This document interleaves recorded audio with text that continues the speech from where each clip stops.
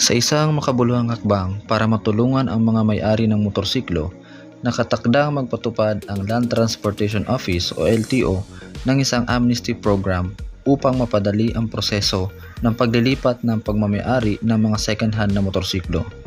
Layunin ng programang ito na gawing masimple ang proseso at bawasan ang multa sa mga hindi pa nakapag-asikaso ng kanilang rehistro.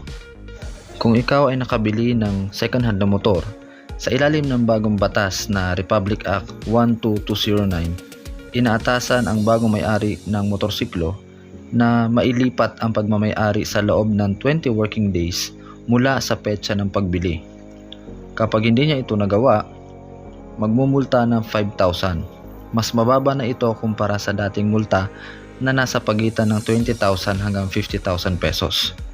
Problema ng maraming motorista, inanunsyo ni Senador J.B. Ejercito sa kanyang Facebook post na magbibigay ang LTO ng amnesty period o palugit. Sa panahong ito, maaaring maisagawa ng mga may-ari ang pag-transfer ng ownership kahit kulang ang kanilang dokumento gaya ng deed of sale o ID, nang hindi kaagad pinapatawan ng multa.